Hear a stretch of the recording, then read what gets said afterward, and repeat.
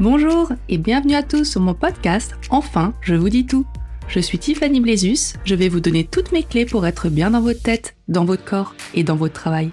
Bonne écoute!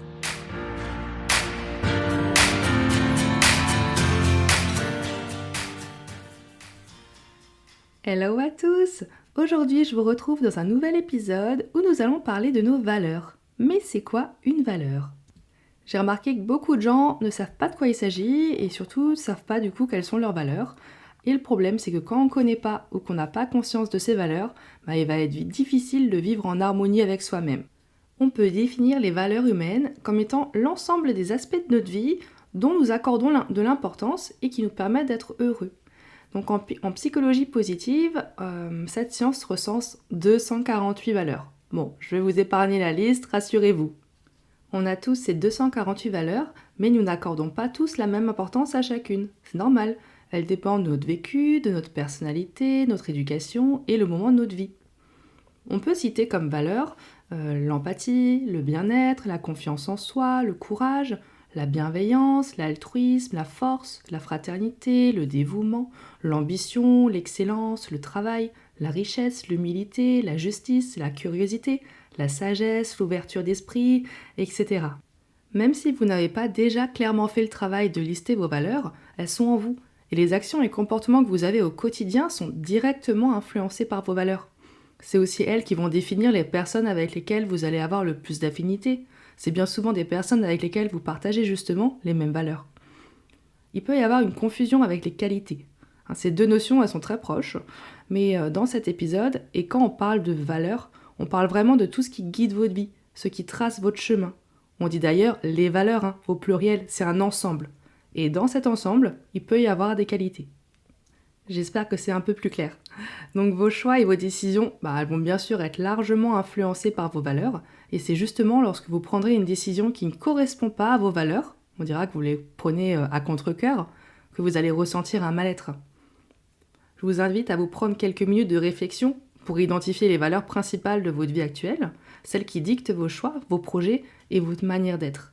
Ce travail, vraiment, il ne va pas vous demander très, très longtemps, mais il va être vraiment très important pour le noter. Et quand vous notez, ça vous engage. Donc ça va vraiment être bénéfique pour vous d'avoir un visu vraiment écrit de vos 3, 4, 5 valeurs principales du moment. Je dis bien du moment parce que je précise que les valeurs ne sont pas figées dans le temps, pas du tout. Par exemple, pour une mère de famille comme moi, la valeur principale, ça pourrait être prendre soin de sa famille, au détriment du travail ou de la richesse, par exemple. Et dans quelques années, quand les enfants auront grandi, peut-être que au lieu de prendre soin de sa famille, les valeurs qui pourront prendre plus de place seront le plaisir, le repos, les défis. Voilà, c'est des choses qui pourront prédominer à un moment donné. C'est un exemple, mais il en existe des milliers. Par ailleurs, les valeurs sont également inatteignables. C'est-à-dire qu'en fait, vous ne pourrez pas les barrer de votre to-do list une fois que c'est fait. D'accord ? Vous n'allez pas vous dire « prendre soin de mes enfants, allez hop, c'est fait, je raye ».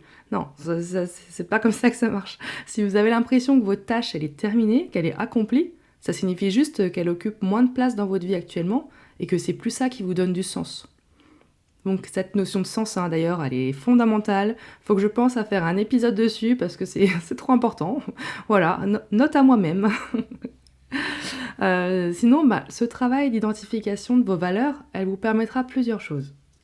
Déjà, de mieux vous connaître. Comme je vous disais, mettre des mots sur qui vous êtes et comment vous fonctionnez, c'est très bénéfique pour se sentir bien. Ça vous permettra aussi de faire de meilleurs choix. Quand je vous dis d'écouter votre cœur quand vous avez une décision à prendre, ça revient exactement au même que de faire ces choix en rapport avec vos valeurs. C'est pareil. C'est faire des choix en fonction de qui vous êtes réellement et vos aspirations du moment. Vous comprendrez bien que si vos valeurs, c'est l'altruisme, le respect, l'honnêteté, et qu'au travail, on vous demande de mentir à un client pour conclure une affaire, ça n'aura aucun sens pour vous. Vous serez en totale opposition, et si vous obéissez à ce qu'on vous demande parce que vous n'avez pas le choix, vous éprouverez forcément un certain dégoût de cette tâche et vous ne serez clairement pas aligné avec ça. D'accord ? Donc faites des choix qui sont alignés avec vos valeurs actuelles. Ensuite, ce travail permettra aussi de mieux vous entourer, que ce soit au niveau personnel ou professionnel. Vous entretiendrez de meilleures relations et des relations de meilleure qualité avec des proches qui partagent des valeurs communes, ça c'est sûr. Hein. Typiquement par exemple, depuis qu'on a des enfants avec mon mari, les nouvelles rencontres qu'on fait sont tous des parents. Forcément, hein, c'est pas un hasard, on va au même endroit, on fréquente la même école, etc. Mais c'est pas forcément que du hasard, si ces parents ils deviennent aussi plus que simplement des connaissances, mais vraiment des amis et des vrais amis, c'est parce qu'on a la même vie, les mêmes priorités, les mêmes difficultés. Tout ça, ça rapproche, hein, on est dans le même bateau, mais surtout on a les mêmes valeurs de la famille, la bienveillance, l'éducation par exemple. Mais par exemple, si vous souhaitez créer une entreprise, développer un business, ce sera intéressant pour vous de vous rapprocher d'entrepreneurs avec lesquels vous pourrez parler de vos projets et apprendre de leur expérience. Vous pourrez échanger facilement avec des personnes qui ont des valeurs communes, comme le travail, l'ambition, le succès, la richesse. Enfin, tout ça, ça vous rapprochera et ça créera une émulation positive, quoi. Donc pensez toujours bien à entretenir des relations de qualité avec vos proches. On l'a déjà vu, hein, c'est vraiment un levier très important pour votre bien-être et votre bonheur. Et enfin, je veux dire, le plus important, le point crucial de bien connaître et bien être aligné avec ses valeurs, c'est être plus heureux. C'est sûr, c'est ça le but. Quand vous avez conscience de qui vous êtes, de ce qui vous anime, de vos priorités, que vous êtes bien entouré, que vos choix sont faits avec le cœur, alors forcément, votre esprit, votre cœur, votre corps, votre vie sont en harmonie. Et c'est là que vous vous sentez plus serein, moins stressé, et que vous arrivez à être optimiste pour l'avenir. Maintenant, avant de terminer cet épisode, j'aimerais quand même qu'on travaille un petit peu sur vos valeurs qui sont moins développées, on va dire. En gros, maintenant que vous avez une idée plus précise de vos valeurs principales, vous pouvez aussi vous dire « Ah c'est pas terrible en fait. Moi, j'aimerais plutôt prioriser le fait de prendre soin de mon hygiène de vie et améliorer mon organisation, plutôt qu'être empathique et sensible. Hein. » C'est un exemple. Si c'est le cas, le but c'est pas de devenir quelqu'un que vous n'êtes pas, hein, surtout pas. Mais si vous sentez que certaines valeurs vous manquent et que ça pourrait être bénéfique pour vous de les développer aujourd'hui, alors foncez quoi. Par exemple, si votre souhait c'est d'améliorer votre hygiène de vie, que vraiment vous pensez qu'avec ça, vous serez plus heureux et plus en harmonie avec vous-même, allez-y, step by step quoi. Vous dormez suffisamment, allez vous remettre à pratiquer une activité sportive, prenez le temps de faire vos courses et cuisiner maison, entretenez des relations sociales de qualité, prenez du temps pour vos loisirs, etc. Le but, c'est pas de faire un virage à 360 et de tout révolutionner d'un coup, hein.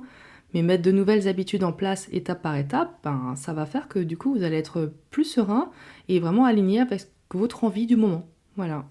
Progressivement, cette nouvelle valeur qui était au final moins développée avant, ou même dont vous n'aviez pas conscience, mais elle était au fond de vous, et maintenant vous allez la mettre en avant.